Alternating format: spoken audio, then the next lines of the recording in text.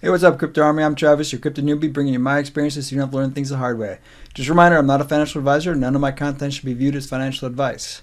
If you like what my content offers, don't forget to hit that subscribe button, like the video, and turn on notifications so you get notified when I publish new content. So today we're going to take a quick review of the EverGrow AMA and give you some of the high points from that 1 hour AMA. But before we do that, let's go ahead and take a look at CoinMarketCap. So as you can see, EverGrow Coin is continuing to rise. It's up to 60325. Now it's down a little bit from yesterday, so we can see a little bit of a resistance layer here at the 3286 level, and we're battling a couple different strong resistance points here. It remains to be seen whether we're going to be continuing to go up or are we going to have a consolidation and start to move a little bit lower. If we look at the 7-day, we still can't look at it in CoinMarketCap. They're working on trying to fix this anomaly that's causing the data to go skewed like this. So we got to continue to look at CoinGecko when we're looking at the charts. So as you can see in CoinGecko, we're still pretty low compared to where we were on a couple days ago, up in the 4.5 range and 4.8 range. And as you can see, we're starting to see a little bit of the volume drop off as well, which is very normal for new launches. So this is not unexpected. And let's go back to CoinMarketCap here for a second.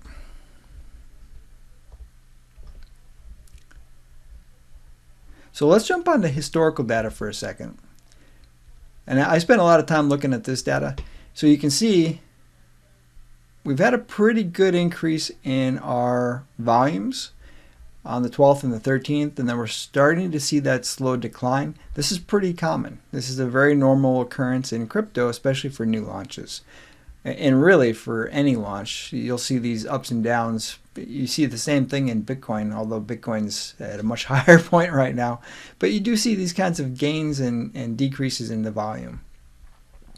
Now, an interesting thing when we take a look at EverGrow Coin is let's go take a look at holders. So remember, we got to go look at BSC scan to see the holders, and you can see we've got 25,000 holders, which is a significant increase, and that burn address still maintains around 51%. But we are still burning, but it's slow. It's going to take a while before we see significant increases in the burn. Now, some of the information from the AMA that was covered, they just completed their second audit, and their second security audit had 0 issues, and this one was done by Solidity Finance. It's not on their website yet. Hopefully that'll be on here soon and we can take a look at it. But according to the team, there are 0 issues found, which would make 2 in a row with no discrepancies, which by itself is impressive. Most audits, they identify a couple things here and there. To have none for 2 separate audits, that's pretty impressive.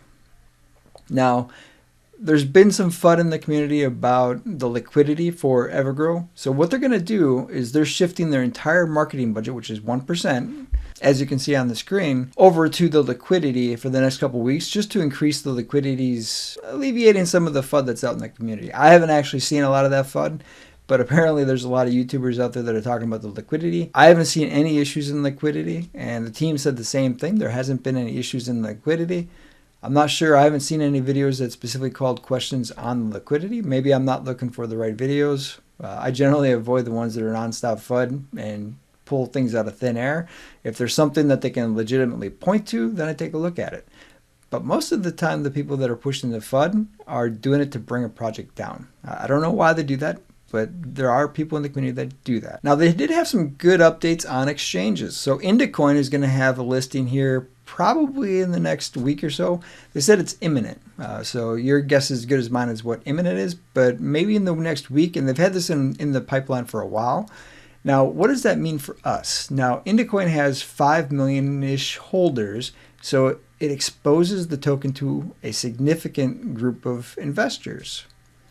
And the other beautiful thing, if you're somebody that doesn't really understand all the wallet purchases and how the swaps and all that kind of stuff, if that stuff confuses you, Indacoin allows you to purchase directly, is how the team described it. So you'll be able to buy EverGrow Coin with your debit or credit card just by going on their centralized exchange.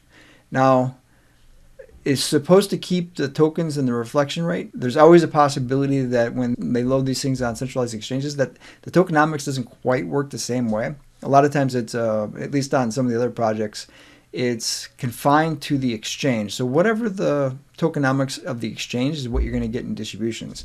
They didn't really talk specifically about that. They spent a lot of time talking about how that would be on BitMart, which is coming down the road as well, and trying to fix that. So I suspect Indacoin is not going to have any issues when it comes to tokenomics working in the bigger picture. So you shouldn't see much of a difference if you bought it through PancakeSwap or if you bought it through Indacoin, which is a plus because there's a lot of people that don't like the complexity of using swaps and dexes.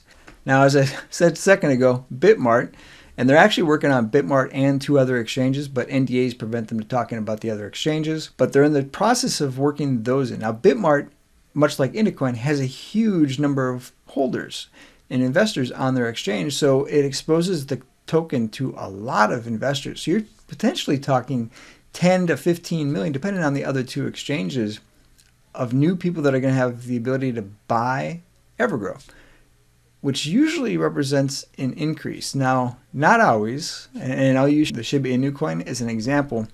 They had Coinbase and they had all these different exchanges that were listing them, and they didn't necessarily get the corresponding increase that they expected. Now, they did eventually, but it took a little bit of a build-up before they got it.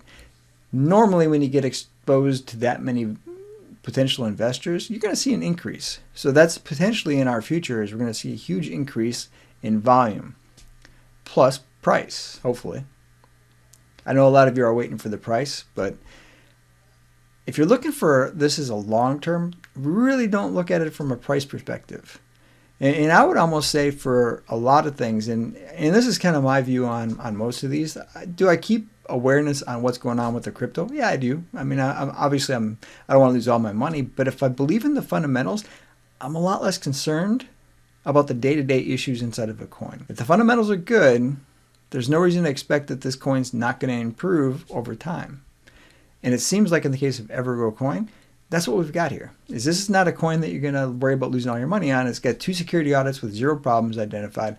They're working on the utility piece and they're building their project up. So all signs show that this is going to be a good project. Now let's look at this article as an example. So EverGrow Coin has broken all previous crypto records, reaching 20,000 holders and $200 million market cap in just 2 weeks. That's the investment that you've put in. You've invested in a project that has broken records. Now keep that in mind as you're going through. I'm not a financial advisor, but it seems like this token is legit and it's going to do amazing things in the future. Now, they also talked about developing 2 to 3 games with releases over the next month or 2. They didn't get any specifics, but that's in the future, which also provides some of that utility. I suspect it'll be kind of like Click High is my guess for the game, but it's utility. People play those kinds of games, especially on their phones. So it doesn't matter what the game is, it's a utility that potentially increases the volume and the attractiveness to other investors. Again, your investment increases and your rewards increase, which is all positive for you and for the project. They also discussed the buyback and burn and whether they would adjust how that works in the future. And they said they have the ability to, but right now that's something they're not worried about. They're worried about getting the utility out there, the content subscription, the NFT marketplace, getting all these things up working out of the beta. So that's their focus. But they said that they do have the ability to, but there isn't a need for it. Now, the one thing they clarified repeatedly, at least a couple times throughout the course of this AMA, was they're not going to do anything that affects your rewards. No matter what they do, they have no intentions of changing the rewards mechanism because they know that's a huge selling point for why people are invested in their token, which is great to hear. Now, they also said they're in the process of updating the roadmap, so go ahead and check their website in the future to see if there's an updated roadmap, especially if that's something you're interested in tracking. I'm glad that they're updating their website. Hopefully, they'll continue to do that because that is the main mechanism people use. Now, they mentioned several times that they like to push information to social media. Hopefully, they'll get the message that their website is the first thing everybody would go to, not necessarily social media. The last thing they really talked about was the content subscription process. They have no intentions of charging fees to the content creators, which is interesting, but it makes sense based on how they explained it. All the other programs out there and all the other platforms, they charge fees to their content producers. Now, not providing that fee or not requiring that fee should attract a lot more producers. And if they do, that increases the volume, which increases your reflections. The more people they can bring to their website and to their platform and their ecosystem, the more volume, which means more rewards. If you watch my video on how rewards are created, volume is the big thing that you need to really worry about.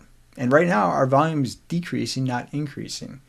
If we can get it to continue to increase to, say, Shiba Inu levels of $1 to $2 to $4 billion every single day, the amount of reflections and rewards you're going to get are going to be ridiculous. You're going to get a ton of money, depending on how much you own, every single day. So this is a good thing for all of us. Now, there were several other things that were discussed during this course of this AMA. I did try to go through the AMA video and put in chapters so you can navigate around, but they did bounce around a little bit. So if you really want to see what happened at the AMA, my recommendation would be to watch the full video clip. That way you get the full information on what happened at the AMA, because there was some segments where things bounced around. Now, full disclosure, my video was not the best. The audio chopped out once or twice, but only for a few seconds. You really didn't miss anything during those periods. And the video really wasn't working for some reason. So I'm going to try a different computer next time when I do the live stream, and hopefully that will resolve the problem. Apparently my laptop wasn't strong enough to do a live stream. Lesson learned. We'll try the other computer next time. Otherwise, the things that they kind of talked about were team composition, growth. They plan to create an LLC or some sort of an incorporated company.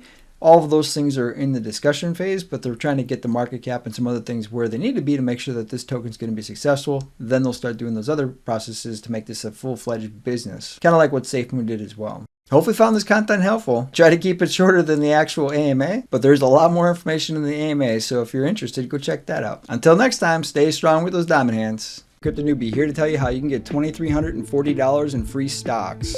All the links I use in this video are in the description. Sign up for Webull and get 2 free stocks valued up to $2,300. Your first stock is free automatically. Deposit any amount and you get your second stock. Deposit 1 penny and you get your second stock. Total value could be up to $2,300. Generally $5 per stock is what you get. Next we have block fee. Get $10 in Bitcoin just for signing up. Read the fine print. I've got a rewards account. You'll get $40 in Bitcoin, as will I. So you know exactly what I'm going to get and what you're going to get. You do need to deposit $100 to get your $40 in Bitcoin. That's the overview how to get $2,340 just by signing up for accounts.